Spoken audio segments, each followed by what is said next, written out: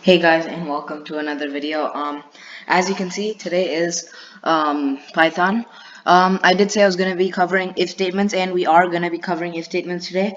But before we begin, I'm going to share a little more about math.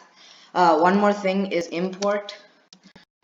This is import math. This has more math functions, and to access them, press dot, and then will appear once you type anything. That's on PyCharm. I don't know if it's on repl.it.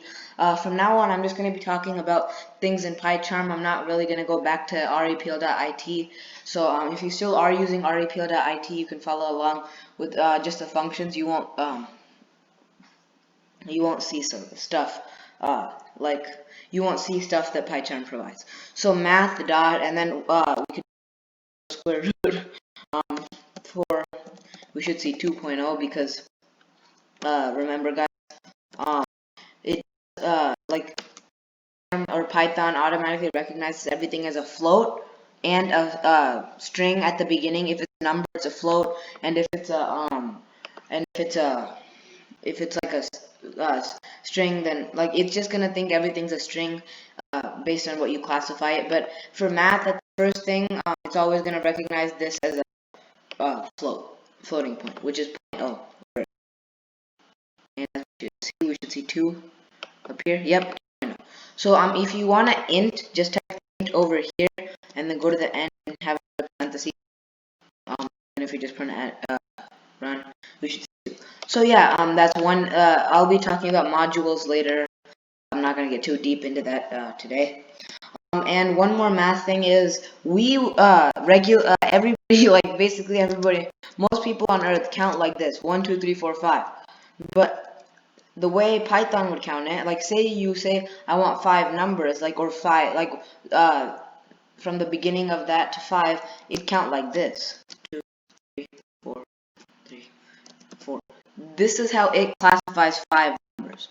So whenever you're using anything in PyCharm, you're gonna, or Python, like anywhere, you're gonna start with 0 because I mean you're gonna have to count the 0 in because it doesn't start at 1. You're gonna, like most programming languages do start at 0. They don't typically count from 1, 2, 3. It counts 0 as a value. So that's one thing I also wanted to mention.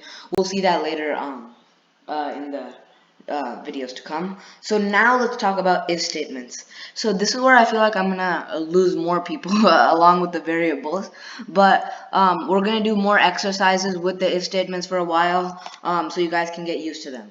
So if statements, what are they? So what if statements are basically like, I mean they're basically like their name. If this is true, then do function or do a certain thing. Let's just type which, remember, it's a variable name.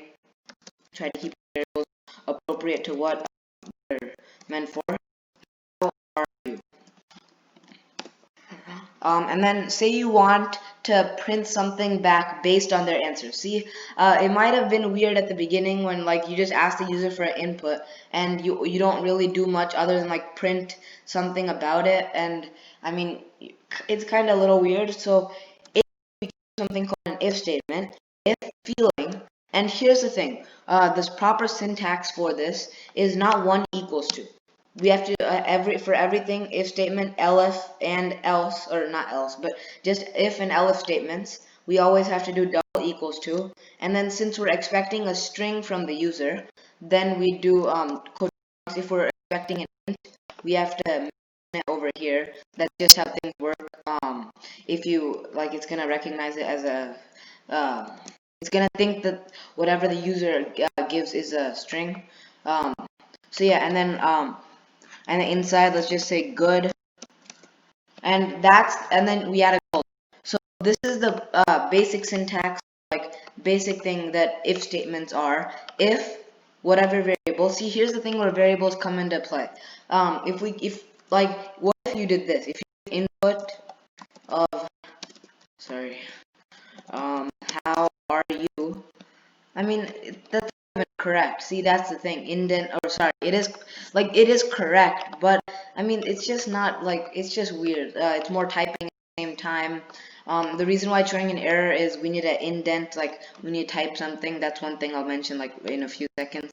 So yeah, variables come into play. We just need to type feeling instead of this whole input how are you doing thing. So yeah, that's one very good thing.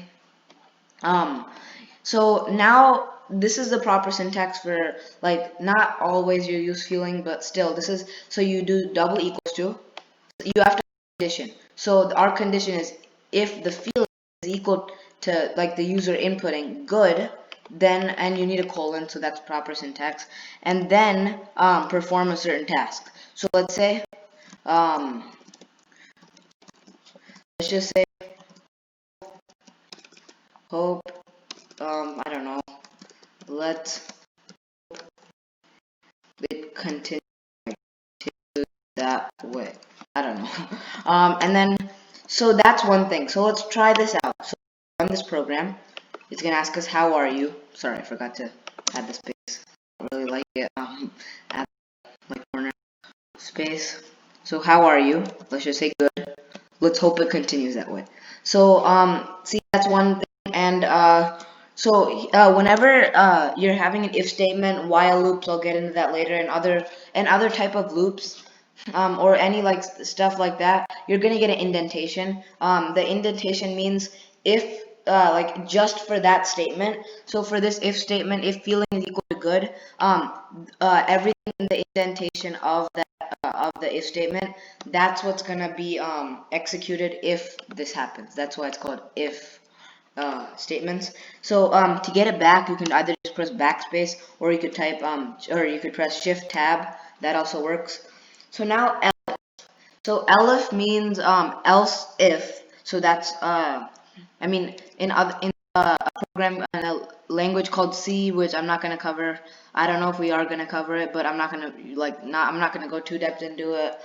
It's like else if, which is the real name for it, but Python has simplified this to elif, which means else if, but it's just a simpler term for it. So elif, so it's just another if statement, but it's something other than the first if statement. So say something like it's kind of like this. So you have multiple outcomes. So in a chess game, let's just say that you could either win, lose, or draw. So this is kind of like this.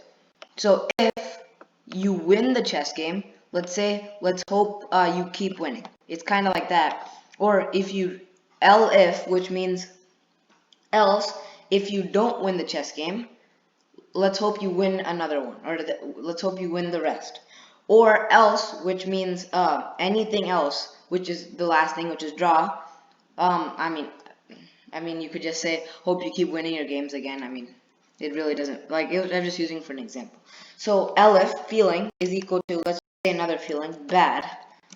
Oops, sorry. Print, let's hope it turns around. So that's one thing, and there is an else statement. Else statements do not take any sort of condition. See, for these we have a condition. If the feeling, remember guys, so whatever, like if it's an input, it'll store like the user's answer in this variable. It won't store the input. I mean, it will, but then it's going to store the user's answer as this variable called feeling. So that's one thing you guys should remember, and I'm going to keep mentioning it a lot. So else statement doesn't require any it doesn't require any condition, nothing. So we could just type print. I mean, they could, let's just say I don't I mean, they could literally type anything, but even if they're typing a feeling like terrible or horrible or terrific, I mean, it's not gonna really, I mean, it's not that great, because we're just making it, like, this is just a simple program, an example for good and bad. Let's just say I don't understand it. I mean, let's not go too depth into like real life stuff for this. So how are you? Let's just say bad this time. Let's hope it turns around. So now let's try how are you? Let's try random. I don't understand. So see, if statements are like they're a game changer, and once you learn them, this is where you can start doing many programs. So say you want to print something after this program is done. So let's say have a good day. So now let's run. So it's gonna go through the code. How are you? Let's just say bad, and let's hope it turns around. Have a good day. So the reason why we're taking this out of the indentation is because this doesn't. We just want this. We just want to say this for whatever they input. So at the end we're gonna print it either way. So we don't really need an if statement for that. So that's why we have to bring it out of loop. Remember, guys, the indentation signifies like it only happen. The indentation will only happen if the statement on top is true. So let's take this for example, print. Let's use that way. This will only be true if, that's where the if statement comes with, if the user says good.